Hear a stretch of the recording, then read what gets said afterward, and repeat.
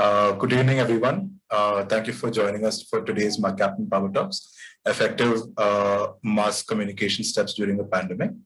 This session is powered by Qfuss. Qfuss provides an interactive cloud-based on-demand mentorship platform that acts as a one-stop, hassle-free solution to have conversations with industry leaders. Qfuss also offers a complete set of tools such as hosting knowledge-based workshops, coaching to enhance skills of candidates. So we're glad to have our speaker today, Ms. Swastika Das, who is the associate producer at CNN News 18 for Telangana and Andhra Pradesh. Before joining the reporting team in Hyderabad, she worked as an associate editor for CNN News 18, producing primetime shows for 4 years. So, ma'am, we're really glad to have you here. Let's start, with your journey so far, ma'am.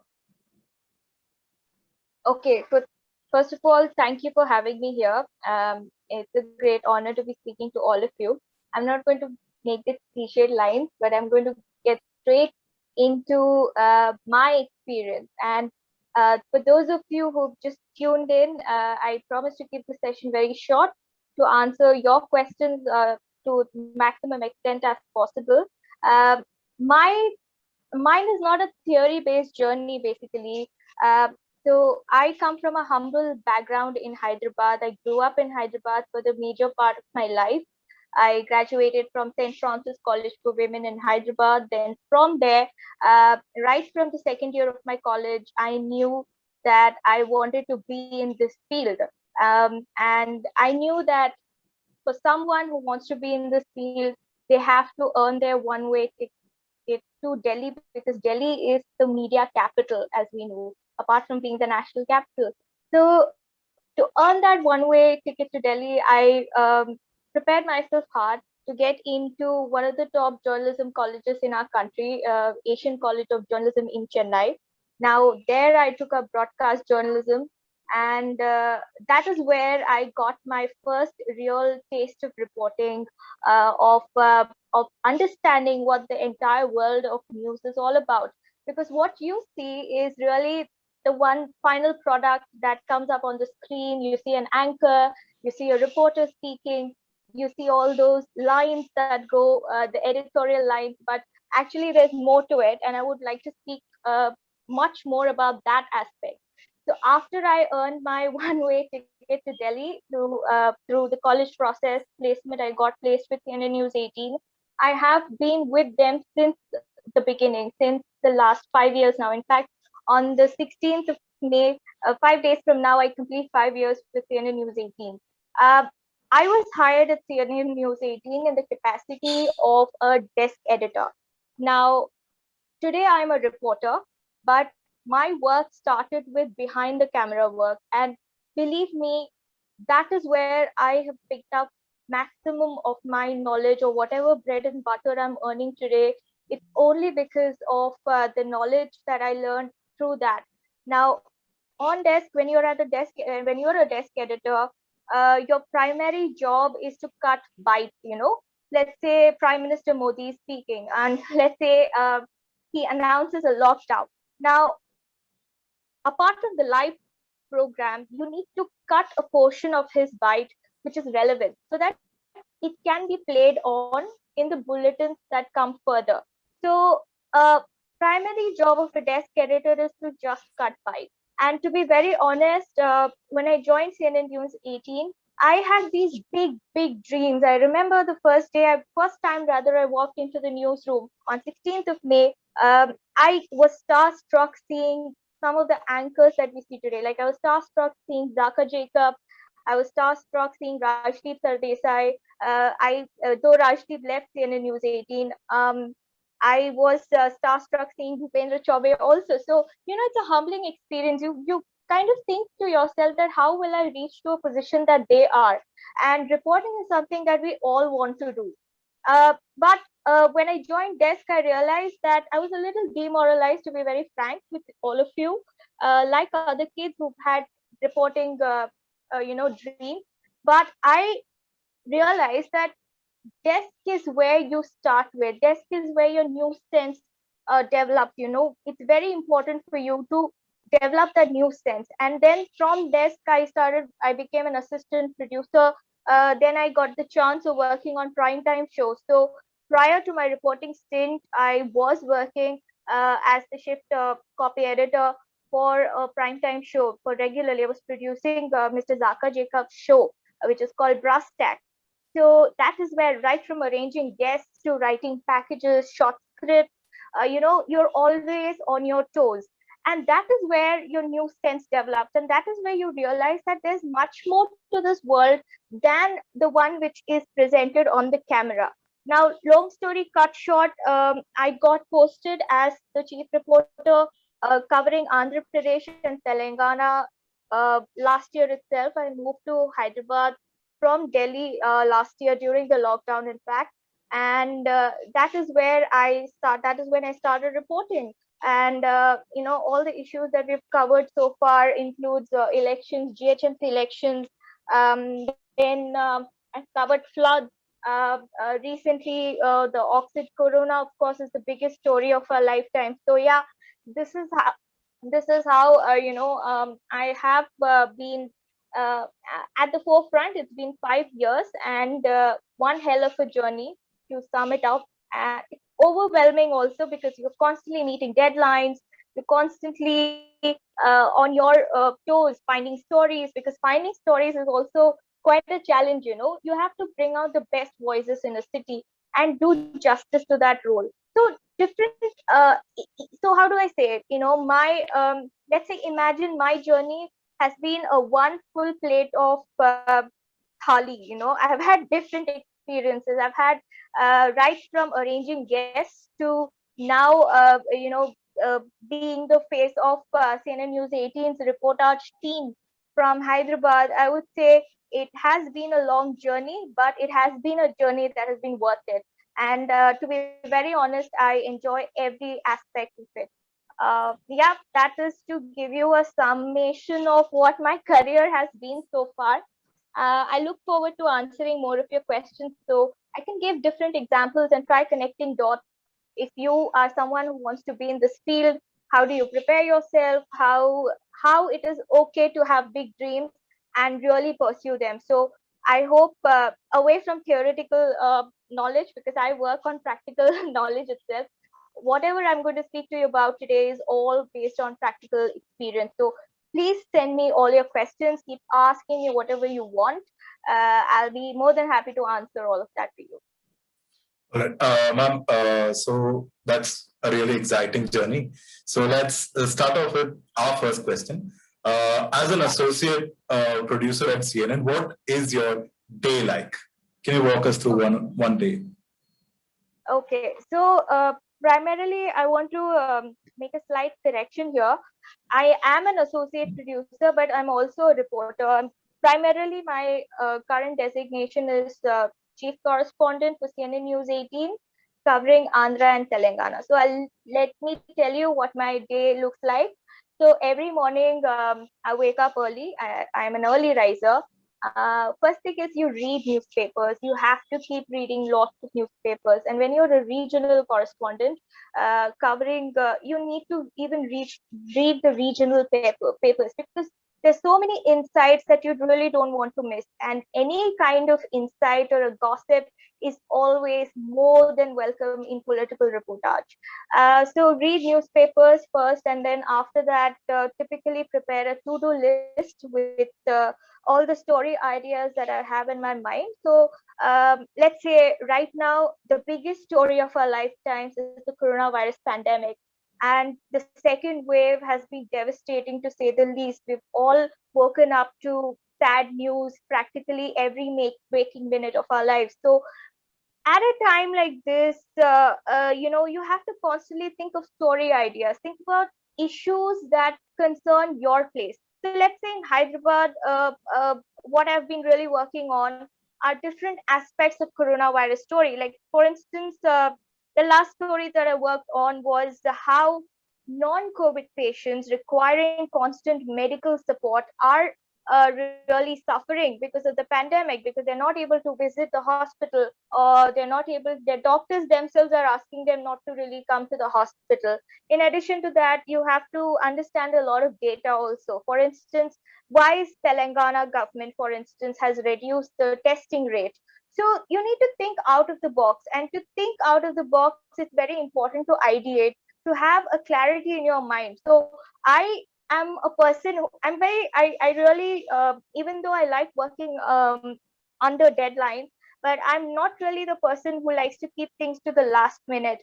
I'm very clear in my head as to what story I want to work with, and I just stick with that. It's just one story at a time policy that you follow. And so I ideate, I kind of have a draft script in mind. So let's say I want to do a story on the bed shortage issue in Hyderabad. So for that, I know whom should I speak to. So I have to arrange doctors. I have to speak to some patients' families, case studies, those who have not been able to find beds. So so that your story is well balanced. So just basically focus on one thing at a time. Also, that is a separate reporting that you're doing. You should also need to keep a tab on the recurring events that are happening, the day-to-day events. So these are special projects that I just spoke to you about. But in addition to that, let's say Telangana imposed lockdown today. And that was a news that we've been tracking since the last 2 days, because we had a hunch that the government would do something like this. So you need to constantly be on the lookout for news updates. Track your WhatsApp messages, track whatever sources you rely on. Really, WhatsApp journalism is not the thing that I would really want all of you to follow. But since WhatsApp has become the primary source of our information at this point in time, so you constantly keep your checking your messages, you keep checking Twitter, you keep checking, speaking to the cops, you speak to different stakeholders, and try to understand what's really happening in your city. So that is how typically my day starts. Of course, I get a lot of calls from office also कि आज क्या कर रहे हो, अच्छा ये story है, ये कर सकते हो क्या, can you get a reaction from Asaduddin Owaisi, can you get a reaction from any health ministry or health state health department officials. So you have different demands that you have to kind of adjust in your entire day plan, and that is how my typical days go. So I start early in the morning. I go out because I like going out. I have no choice, because when I reach as a reporter, you the only bread and butter source that you have for information is speaking to as many number of people as possible. So I do that, and then I ideate, and then I propose story ideas to my office, and then come back very exhausted, listen to music, try to declutter my mind, and yeah, that's how typically my day goes.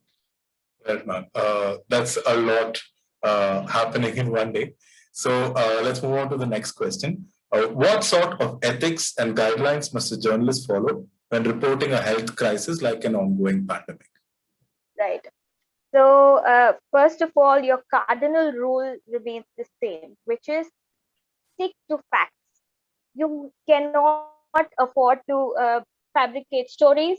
You cannot afford to just put out a random quote, because when you're working as a journalist for a reputed channel or a reputed organization, credibility is the most important thing, and verification is the most important thing. Let's say today I was working on the Tirupati oxygen shortage story. Now, some of you may have tuned in from different parts of the country, but I'm sorry if I'm just quoting Andhra and Telangana's example. That's because I work in this region, and quoting these examples are, they are at the top of my mind. So I hope you bear with me on that. So today I was working on the Tirupati oxygen crisis story, where there were 11 deaths at a government hospital due to suspected case of oxygen shortage. Now, one thing is that this story, or any story for that matter, have to be well balanced. So we did get some videos from hospital last night. Patients shot the videos themselves, saying that there was no hospital, the hospital ran out of oxygen and the patients were gasping for breath for 45 minutes. Now that's a very big allegation. Patients gasping for breath at the biggest government hospital in Tirupati for not 1-2 minutes, 45 minutes. So you need to pad that up with an official version. And immediately we chase the collector, because collector is your first point of contact whenever there is an incident like this.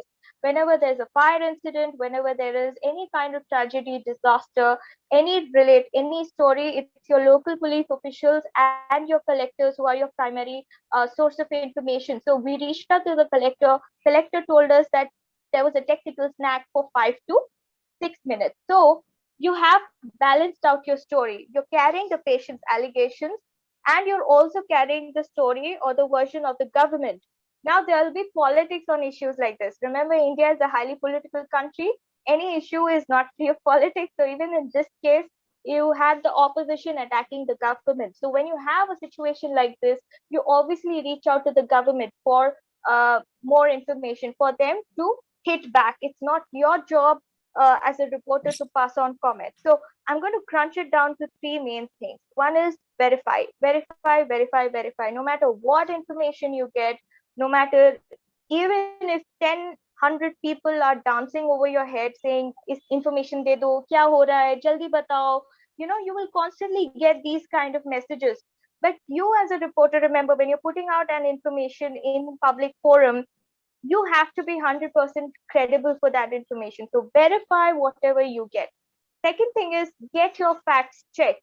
So if it is a fire incident, let's say there's a fire incident somewhere in Delhi, now you can't, obviously, if there are deaths involved, you always have to get a confirmation on the number of deaths from a government official, not from stringers, not from fellow reporters. You may discuss that, let's say 10 odd people have unfortunately died, but you always wait for that final word from the authorities. So authorities always, fact checking is very important. Check your, first is verification, second is fact. You have to get your facts right. Even if you have less information, make sure that information is accurate. That is something that you need to keep in mind. And third one is follow up. Unfortunately, with TV as a medium, we tend to keep moving. There are different stories lined up, and we jump from one story to another. But you, as a reporter, you have to remember that for you, that is the biggest story of the day. You have to constantly keep a tab. So let's go back to the fire accident example. Understand what went wrong. Why did a fire accident take place? Were there no precautions in place? Was fire safety norms followed? Who is responsible? So these kind of follow-up work, getting a closure to a story, is something that a journalist should do. At times you may not find closure. At times you may reach dead end also. But you, first of all, you have to satisfy all the questions that are circulating in your mind. Once you do that, you will automatically see that all the information that you're putting out in public forum is not just newsworthy, but it will also be of importance to someone who may have tuned in to listen to you from some other part of the country to understand, okay, what exactly went wrong. So these three things: verification, facts, and putting out the correct information, always verifying it. These are the main things that you really need to keep in mind. So follow up, verification, fact checking, and follow up. Yeah, three things. All right, ma'am. That answer was really insightful. Let's move on to the next question. A global pandemic can cause a lot of paranoia among the general public. So what role does the mass communication play in handling such a situation, controlling the panic? Right. So, I mean, it's an obvious question which has an obvious answer. But going back, so basically, see, mass communication, if you really break it down, you are basically a messenger. Through you, lakhs of people are listening, understanding, trying to process, okay, what is the information right now? Now, your role, imagine your role multiplies to 100 times difficult level, because you are covering a pandemic like coronavirus, where we don't know much about this virus, where every day we are learning something new, where we are constantly living in a state of paranoia. Let's face it, everybody in this world, at least everybody in this country, is scared of either getting the virus or getting or letting that virus destruct, ruin their families or their friends. and in these current times, we've really woken up to such devastating news, which has mentally disturbed us. Now, when you are in the profession of giving the information first, it's a huge responsibility on you. So, first job, don't create panic. First thing first, do not create panic. Even if you're reporting a grim news, let's say you're reporting on that black fungus thing which has now come to light because of the pandemic. Now, do not create panic in the minds of people. Try to pack in as much information as you can. Let's say, what is this black fungus? What exactly happens? What exactly are the symptoms? Who are likely to get it? Uh, let's talk about vaccination drive. Most states today don't have vaccines. There's an acute vaccine shortage. But instead of creating panic saying vaccines are not available, focus on the measures that the state government has taken up, focus on what the central government is taking. Ultimately, your role as a reporter covering a health crisis, remember, is to disseminate information, not pass on judgments. And unfortunately, in today's day and age, because of different reasons, we see a lot of people giving out passing on judgments. Even I'm talking about journalists as well. So you have to refrain from doing that without creating much panic. Your main agenda should be to give as much information as possible, so that tomorrow, even if you're doing a live in the middle of the road and there's somebody who's not watching your program but randomly walks up to you asking, hey, listen, I want to know what is the thing about this double mutant. Why is it only found in Maharashtra, and what exactly it is creating? Why is the second wave different from the first wave? You need to know it all. You need to give as much information as possible, not in the tone that, oh god, it's devastating, it's not apocalypse is here. Not in that alarming tone. Your tone should be comforting, your tone should be full of information. That is my one advice to all of you. And plus the things that I initially said, fact check, verification, these are the only things I'll constantly stress on throughout the course of my session, because these are the only things that you really need to focus on when you're in the field of mass communication journalism. Yeah. What precautions must one take while handling sensitive issues, which can have a radical left and a right? How does one, come about delivering such information to the public? That's an interesting question. See, let's say you're covering riots. Recently, there was a riot-like situation at a particular town in Telangana, where clearly it was a battle between two different communities. Now, you will have a lot of sympathizers from one particular community trying to defame the other. Don't get carried away with that. You will get a lot of misinformation from all sides, especially when you're a journalist. A lot of people will try to lobby you, present you with different facts, saying, I was there on the ground, or my volunteers were there on the ground, and I saw these things happen. The other side may also come up with their own version and say, there was a fire incident, the riot was triggered by some XYZ group. Now, in a situation like that, one first thing is that information just keeps trickling in from different corners, and it's very difficult for one person to sort of crunch it down. But when you are a journalist, you have to crunch it down to basic facts: what happened, why it happened, how it happened, when it happened. These are the informations that you really need to condense and present to your viewers, and back up each and every side with a bite, or an evidence, or an audio video version of the party which is claiming that XYZ party triggered the riots. Let's talk about, there have been many sensitive, these are sensitive issues. First of all, you need to be very careful with the language that you're using. So that is one thing I also want to stress on. Have calm and collected information. Just stick down to the brass tacks. Just come down to the basic information: what happened, how it happened, when it happened. And in addition to that, try to stay away from any kind of incriminating videos. Like, we are living in an era of fake news, right? We are also getting a lot of random videos. Don't be surprised if your neighbor sends you a random video saying, this is what happened. that neighbor is not a journalist, but you are a journalist. You have to ensure that the video is accurate. Use all your Google tools. There are plenty tutorial videos where you can find how to verify your video, or just simply do a Twitter check and you will know what happened when it happened. Always reach out to the cops, always reach out to the authorities to know exactly what happened. So these are the basic things that you need to focus on. Remember, sensitive issues, there are multiple sensitive issues that have come to light in the last few years.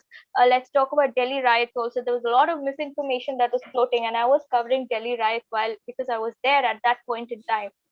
You really have to crunch down a lot of information. So take that time out and just write it down in your notes saying, okay, this happened. These are the things I want to report on.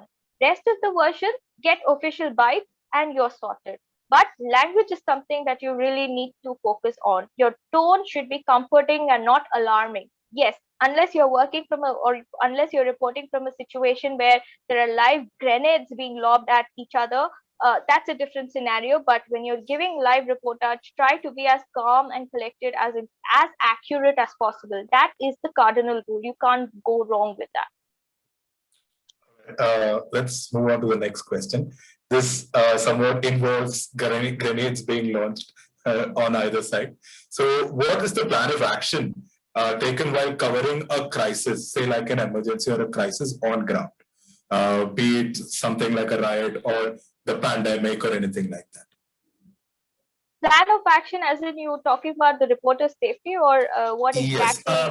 Yes, what reporter safety, as well as to what extent does the reporter go in order to collect the information, or how close does the reporter get to the actual incident? All right. So first thing is, when you're seeing fields are burning, when you're seeing bombs are being hurled at each other, you stay away from that spot, because your safety is first and foremost. You have to report from a location that's safe, while at the same time try to capture the essence of what is happening. So to give you an example of, let's say, could be any, let's say there's been a riot, let's say there's been some riots at in Hyderabad. Now you have to stay away from the spot as a reporter, first of all, because your safety is paramount. Not just your safety, there's a camera person also, and camera persons are very adventurous. Let me tell you about my VJ. He really likes to get into the field. Even if I'm telling him, let's just stay away, you can manage it from, let's say, some elevated platform, he's like, nay, mujhe visuals chahiye. So he's very into cutlet like that. And most part of your reporting or journalism career, you will find such people. But safety is paramount, first of all. Second thing is, again, I'm going to go back and harp on the same point. You're going to get a lot of information. So when you're reporting from a live scene where all you can see is what the situation is playing out, be an eyewitness. You are an eyewitness. So give an exact account of what you're seeing. So if you're seeing two different sides coming to blows with each other, hitting with each other with chuckles or whatever it is, make sure you just report that. If you don't have enough information on what exactly the authorities are saying. Of course, when there's an incident of a mass scale, there will be official versions. So just focus on those official versions while sticking to your own facts. When the situation calms down, try to speak to the parties that were involved in the riots. For instance, if there is a colony that was affected with the riots, try to speak to the common man, or try to speak to a shop owner whose shop may have been vandalized. Try to understand what exactly went wrong. Get his version right. Likewise, if you're reporting on sensitive issues, let's say any case of molestation or anything, there are guidelines that you need to follow. For instance, you cannot reveal the name of the victim. It's a cardinal rule. For any case, you're protecting the rights, protecting the identity of a victim is paramount. So no matter what, you cannot let go of this particular principle. Then speak to the police again, speak to the official version. No matter what the story is, you have to get an official version, whether it is off record, you know your information right, you know your sources are correct.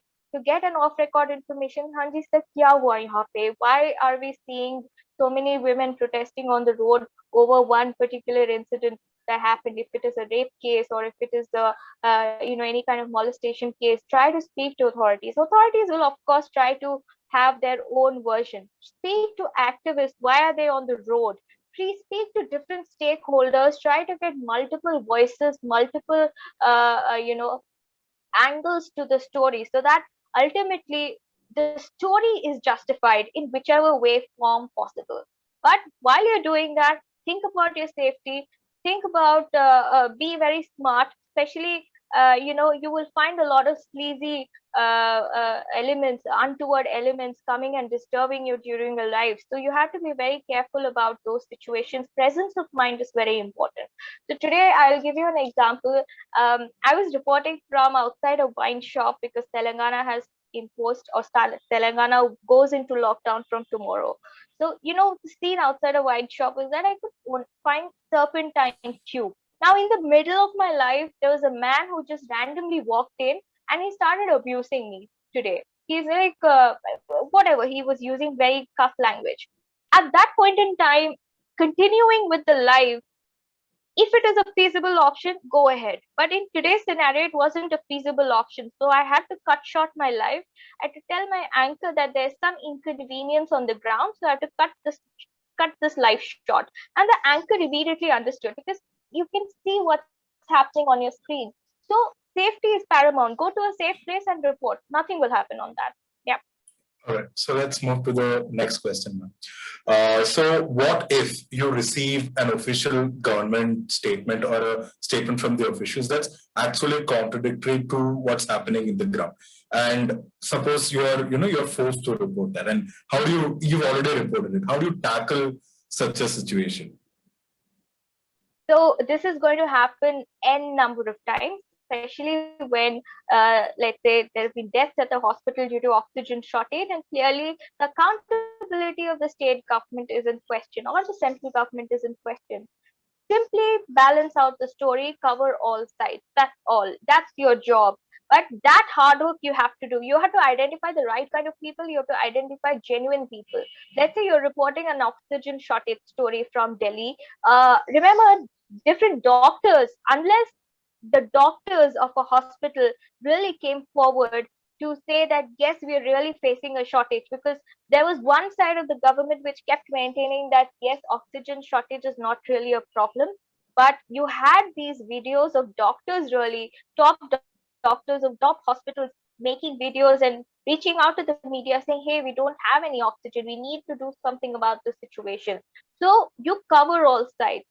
Now, speaking to a patient in this case, somebody who may have died because of oxygen shortage uh, is a risky factor, because when patients admit their family or relatives at a hospital and there has been an unfortunate death, they try to not believe the fact that the death could have been due to some genuine reason or could be a more comorbidity. They try to always focus on negligence, especially with private hospitals, for instance, because they take a lot of amount of money.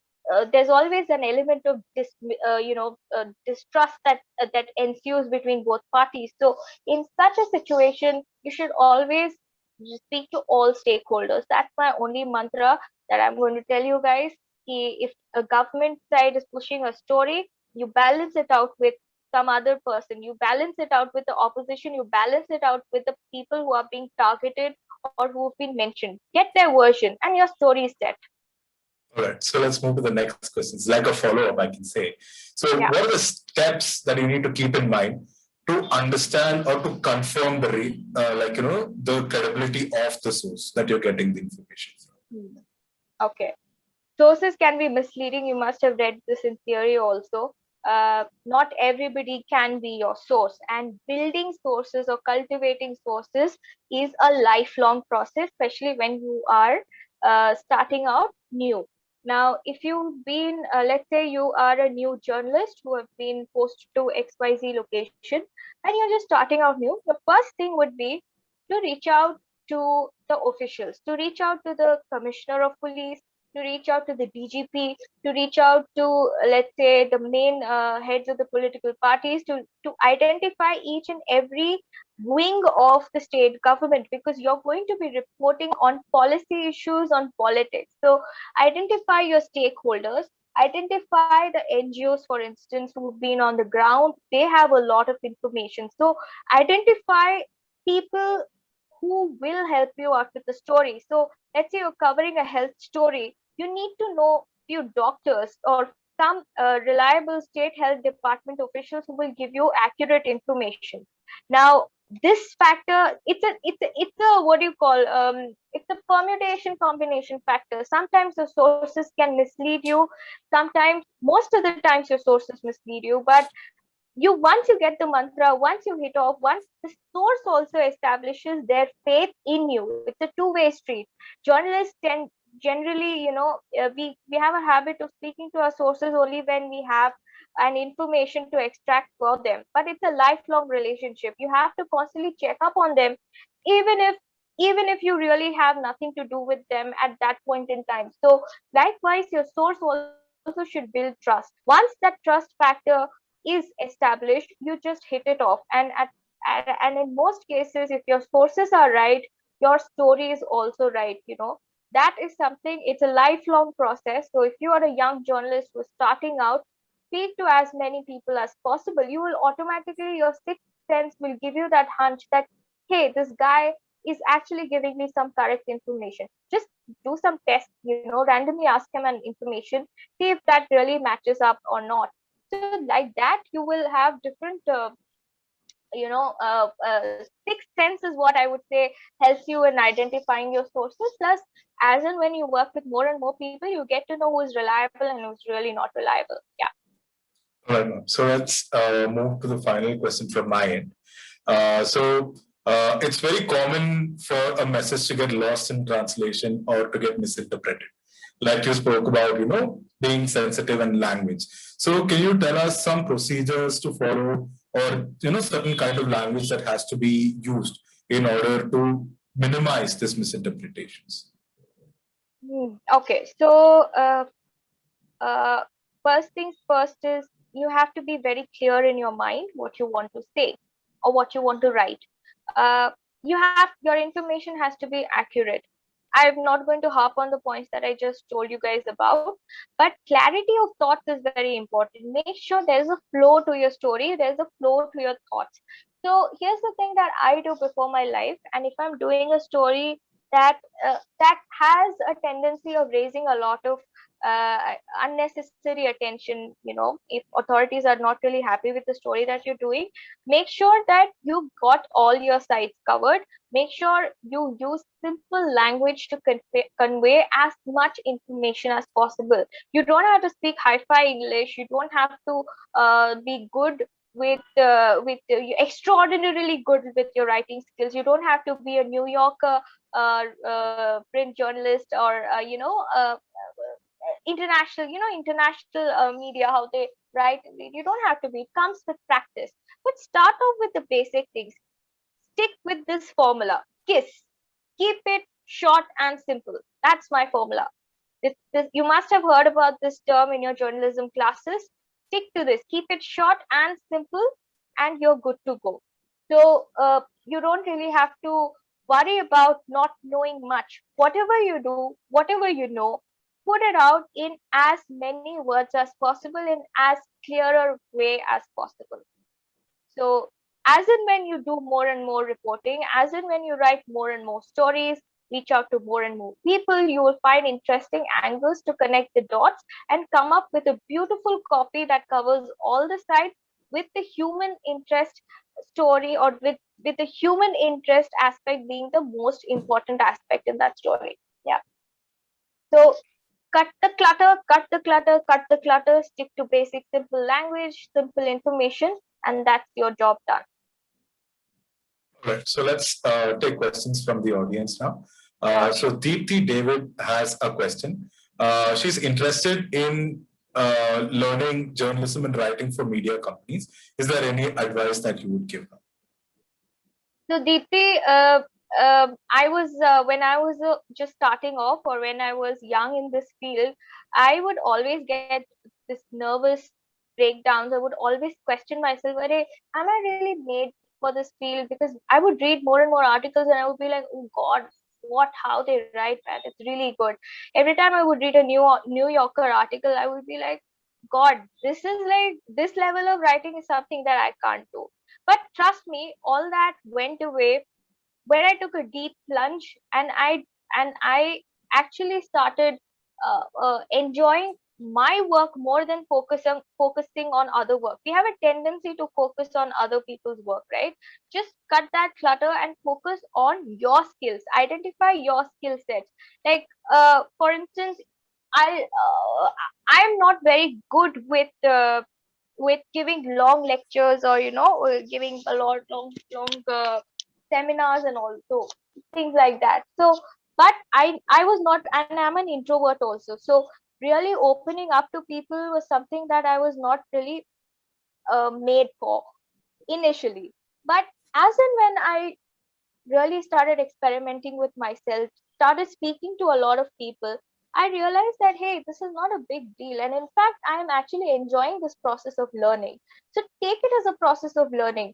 So if you think that you lack in your writing skills, my advice to you would be to start writing. Pick any random story, anything. It could be an interesting story about how your shop owner actually helped a person, a COVID affected family. Just pick that story, find an interesting article, and just scribble down. If you have a problem with speaking, if you are someone who's not okay, or who struggles continuing momentum or continuous speaking, live reporting, so just stand in front of the mirror, practice, take a paragraph, structure it in your own words. Don't take the language that's put out in an article, structure it in your own words, practice that in front of the mirror, keep doing it, and I can bet on this, you will improve 10,000 times. So don't compare yourself, just focus on your own journey and own learning. That will take you a long way. I also wanted to quickly add here that, remember, when I joined CNN News 18, right, I was so nervous seeing so many people around me, that there was a writing test that I had to undertake. And in that writing test, I failed miserably. I had my boss who wrote they have to draft a mail, marking every candidate, how they are, what their strengths are. My boss had written very, very bad writing skills against my name. I cried the whole day. I couldn't come face to face with it. But from there, from a girl whose confidence completely broke into million pieces, from there I picked myself up. I had some encouraging colleagues who really helped me in my journey. And with help from them, I really started or witnessing changes in myself. From there to being a producer of a primetime show, which I really consider as one of my main achievements in life. I've really come a long way. So if I can, I'm sure anybody can. Yeah. So let's move to the next question. That's really a great answer from your end. So and the next question is it compulsory, or is it a requirement to do masters in journalism? And a follow-up question to that itself is, what are some of the best schools in India to pursue a degree in journalism? All right. First of all, it's not important for you to do masters in journalism at all. Journalism is a field where we need experts. Let's say, if you are someone who has credible knowledge of law, you can easily be a legal journalist, because we need people, or this field needs people who can break down information, so that even the layman, even a farmer, or even if let's say your house help, who may not be so educated, gets some information when they watch you or when they read something. This should be your ultimate motive, disseminating information in as simple way as possible. Now, if you hail from a legal background, you can be a legal journalist. You can break down Supreme Court languages. You must have, I don't know if any of you have read Supreme Court language. It's really complicated. It's archaic. It's almost like British English, something that back in those days people used. We need people who can break it down, and that's why today websites like Live Law, Bar and Bench are doing so well, because they don't just randomly pick up Supreme Court rulings and paste it. They break it down in simple terms. Likewise, finance. If you are someone who has a knick-knack with numbers, if you really like, uh, stocks, mutual funds, and everything, you can be a financial journalist. Shireen Bhan, for instance, is not is technically is not a financial journalist. She never really, when she started off, I remember her telling me this incident. Shireen told me that she just started off as a producer, and from there she really realized that she loved business journalism, and that is where she learned everything on the field, on the job, and today she is wherever she is the top person, or she is the managing editor of CNBC TV 18. It's our sister channel. Likewise, Zaka Jacob started off as a radio jockey. He never pursued, he was an engineer, in fact. He never pursued journalism per se. But today he is wherever he is. So, it ultimately boils down to how much you know, how much you can contribute. So, focus on specific areas. So, here's my advice to you, and something that even I think about. If you're coming from an expert field, let's say, if you're coming from a finance background, if you're coming from a science background, if you're coming from law background, uh, uh, or a food background, you have certain expertise which can make you a great journalist. So you don't really need a master's degree where you're going to really learn about the Maslow's theory or different theories here and there. That doesn't help. What really helps is an expertise, and try to be an expert on one subject. Suhasini Heather is one of the finest foreign reporters in our country, and all the UPSC candidates really swear by her. And if you read any of her articles, they're just packed with information. She is just brilliant. I really admire her personally. That's why I'm citing her example. She just focus on one specific field and try to learn or present a perspective that will help you, in the long run, and certainly it will give you an edge over others. All right. I hope I made myself very clear on that. All right. So, ma'am, this is another question. What do you have to do in order to teach journalism? What is, teach journalism? Teach journalists would be, so please focus on practical knowledge the most, because journalism is not books. Okay, you have to know how to handle a camera, you have to know how to use your mobile, turn it into a camera. Mojo is the in thing right now. You need to be able to read, write, understand information. Most importantly, have a nose for news.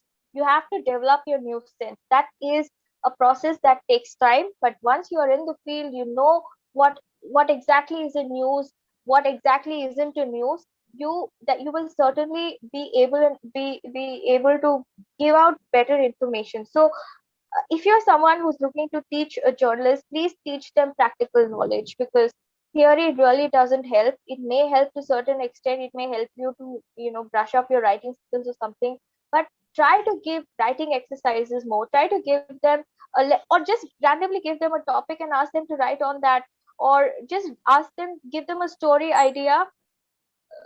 Okay, yeah, sorry. Give them a story idea and ask them to think more. Give them a topic so that they can go out on the field, come up with their own inputs. This is very important. And for this to happen, make sure your college or your institution have resources to offer. When a young broke, when a college student joins a college, they really want to play with equipment. So make sure your college has cameras that can be given to the students, mics, basic equipment, nothing else. Editing tools is very important so that they can edit the story.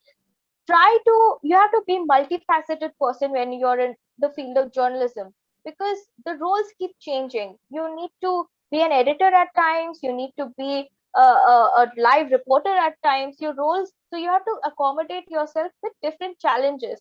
In order to adorn those multiple hats, you need that basic training, which ACJ did provide to me.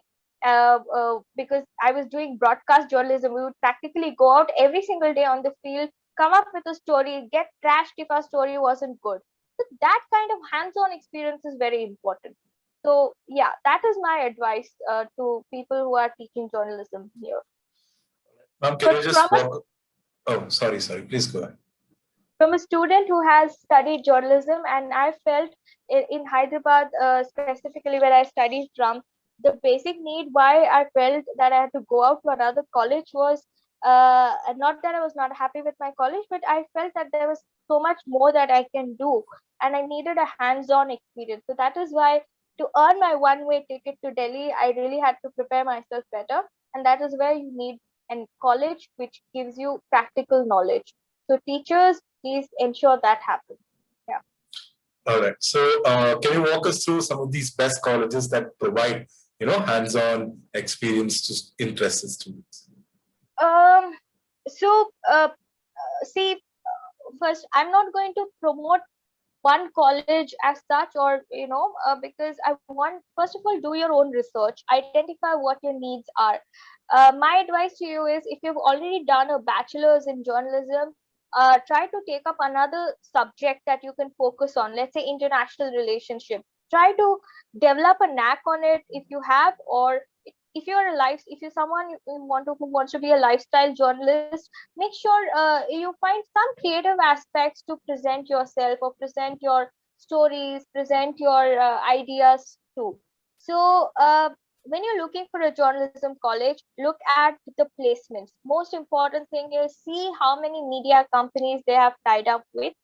See the curriculum, whether they are going to give you a hands-on practical exposure, whether they're going to allow you to go out and shoot stories, shoot documentaries, write stories, report, basically give you an opportunity to be a full-fledged journalist, even though you're a college student. So, and second thing is, third thing is rather, try to see how many teachers in their faculty have actually practical hands-on experience. See who are the guest lecturers. So I studied from Asian College of Journalism in Chennai. There were two colleges that I really wanted to get into while I was pursuing journalism. One is Xavier's College in Mumbai, and second was ACJ. But I was hell bent on getting into ACJ because that is a credit, that college is credited to be the best college in the country. And let's face it, 60% of the journalists today are from ACJ. So it's a, wherever you go, whichever company you work with, you will at least find 10 people who are from ACJ. Having said that, there are other colleges also. IIMC, for instance, Nidhi Rasdan, all of them are from IIMC, Indian Institute of Mass Communication in Delhi. That's a great college. Symbiosis also is something that I've heard is quite good. So you have your internal assessment, see where you want to go. But the pointers that I told you about, just focus on those. Like practical knowledge is very important, and make sure the college gives you practical knowledge. Every college, and these courses are quite expensive. Let me also other colleges. There is IIJRM also, which offers a 12-month long program. So these colleges are quite expensive. So look at your budget as well. See, no matter whichever college you go, if you have it in you, if you have that zeal and passion to tell stories, you will make it. Trust me, you will make it. There is no other way to go about it. So keep that faith. Do internships. That's very important. Speak to as many people as possible. Build your contacts. Networking is very important. So these are the tips which will help you go forward in this field. Yeah. That was a really motivational answer. What kind of internships can students pursuing, say, journalism expect or should apply for?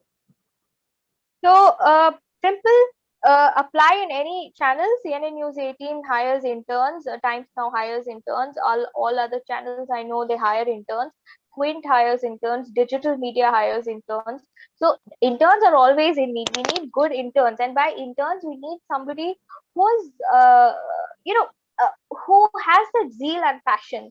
The thing is that what I have noticed, and I'm going to be very brutal here, I've seen a lot of people take up journalism for the sake of it because they feel from the outside it's a glamorous field. Of course, when you come on TV, when you get bylines, who doesn't like it? But behind it, there's a team which works day in and out. If you're a reporter on the screen who is given the information, that information presentation is something that is done by somebody on the ticker desk, somebody on the shift desk editors cut the bytes and make sure that you look good on air and there's a complete package. So when you are an intern, I want you all to research or to pick up these nitty gritties. Try and understand if you get a chance at any reputed organization. Try and understand what each and every team does. Don't just look at the anchors and be like, I want to be an anchor. Having aspirations is good, but anchor doesn't become anchor alone. Behind the anchor, there's a big team which works. Behind a reporter, there's a big team which works. There's an assignment desk which gathers news every single day from different parts of the world. There's a shift desk which concises that information, gives an editorial input to that story, whether the story, which way and how should we, present that story. I want you all to pay attention to those small details. Getting an internship, just write to any organization, introduce yourself very well, have a nice what do you call CV, highlight some of the, don't have to have 3 4 5 pages of CV. This is the era of digital journalism.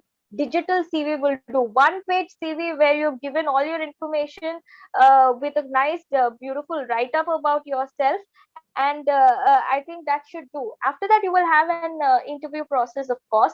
So just be yourself, just be confident, express why you want to get that internship, the basic drill, and once you get into an organization, remember guys, just look around you, appreciate each and every department, because once you open your eyes and see, hey, what we see on TV is just the tip of the iceberg, but behind TV there are like 100 odd people who are working. That is when you really start to enjoy the process.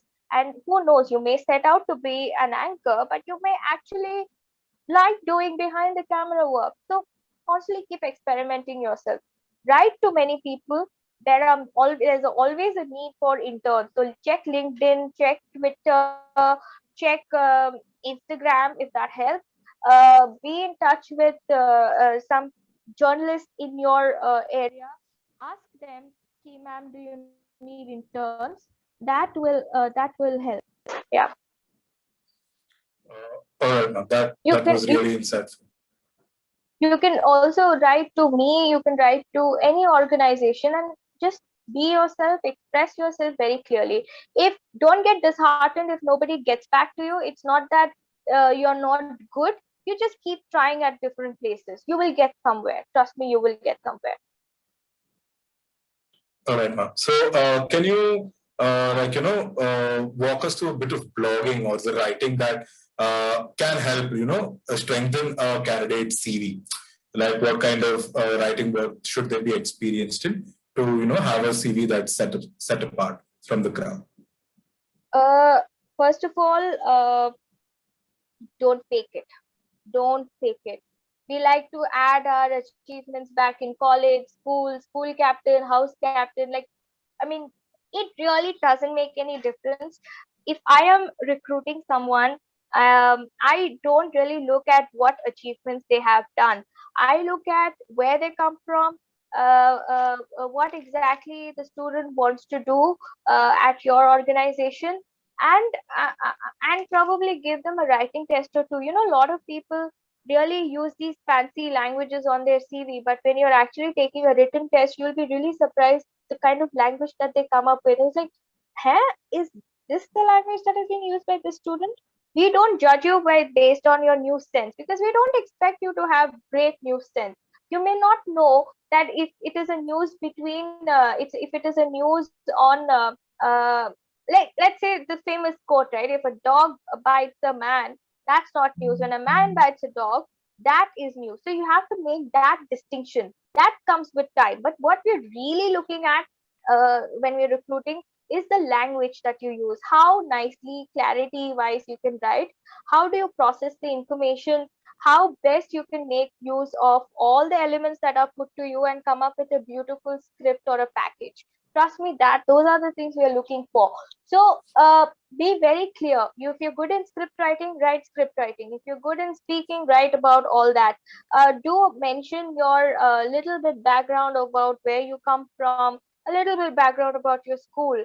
Marks don't matter. Trust me, guys, marks don't matter. You don't have to be a 99 percentile student to be in any I mean, at least in journalism, if you are someone who can understand information, who is truthful and honest and has that passion to tell stories, you can make it. So CVs, जितना कम page वाला CV हो सके उस पे आप please focus करो, add the necessary details, and the recruiters will take it forward from there. All right, ma'am. Thank you so much. I guess we are coming towards the end of our session. We really loved having you here. It was really insightful. Do you want to, give a kind of a small closing argument, and then we can just, end the session like that? Okay, guys. So first things first, when I start talking, I'm never ending. You must have realized some of my answers must have been particularly long. Don't do that. Keep your information very small and subtle. So keep it simple. First things first. Listen, I'm going to technical stuff aside, internship aside, everything. Always remember that journalism is a field which is not like any other job. You don't have a life. And let me start off with the bad parts first of all. You're always working 24/7. You really, if there's a breaking news at 12 o'clock, you have to leave everything and sit with that breaking news. It happened with me last night. I did not get good sleep, but I enjoyed the process that follows after that. Checking up with authorities, seeing what is happening. Getting emotional with the story is also absolutely normal. Getting angry with the story is also absolutely normal. Like, why will there be an oxygen shortage in the first place? Why should it happen in a country like India, or like, for that matter, any country which seems to be very well equipped? Ask the right questions. Ask as many questions as possible. First of all. Second thing is that second bad thing I'm coming to is it's not a well-paid job. Let's face it, journalism. You don't instantly become a top anchor on day one and earn crores of money. There are many people who earn very well, but when you're starting out right from ground zero, your payment will be very less. But set that aside, or if you're really someone who can set that aside, focus on the aspects that are really good. Constant adrenaline rush. No 2 days are same. First of all, you get to travel, you get to speak to new people. It's a never ending learning curve. And if you are someone who enjoys that process tirelessly, then you are meant for this field. The skills that I spoke to you about, writing, reading, speaking well, presenting yourself well in front of the camera, those are things that you will learn on the job. But your basic thing is you should not get demoralized. You should constantly keep motivating yourself because it's a tireless job. Today you're chasing flood story, you're in the water. Tomorrow you could be chasing an election. Day after that, or you could be chasing the biggest political story of our lives, and cut everything I did last year, nothing comes closer to the coronavirus pandemic. So now my life is revolving around coronavirus pandemic, to be very honest, not just my life. So there's a lot of things that happen. You constantly, your mental health also at times takes a beating. Your physical health takes a beating. You don't get to eat on time. But having said that, guys, it's not like any other job. I feel very happy when my friends keep talking about their moribund lives. They keep talking about sitting in front of the laptop and doing their work. But my work involves a lot of traveling. It involves a lot of speaking to people. I get to travel to places that I've never even thought of traveling to. And that has a different kind of rush. So have that passion in you. Being passionate is very important. Every day wake up with a zeal that I'm going to learn something new. And that is something that is going to set you apart. The day you lose that thing, the day you feel that you're dragging your feet, that's the day you should realize that maybe it's time to look at some other alternative option. Thankfully, that has not happened with me. I've enjoyed every bit of my journey, though I've ranted with my friends about the poor pay or whatever it is, different issues. But having set that everything aside, I've enjoyed every bit of it. And I want all of you to enjoy. Enjoying is very important while taking care of your health as well, especially mental health. All right. Thank you. Thank you so much for your time, ma'am, for today. And I'm sure that you have inspired all the candidates that have joined today as well. Thank you so much. I hope so. Yeah. Thank you. Thank you.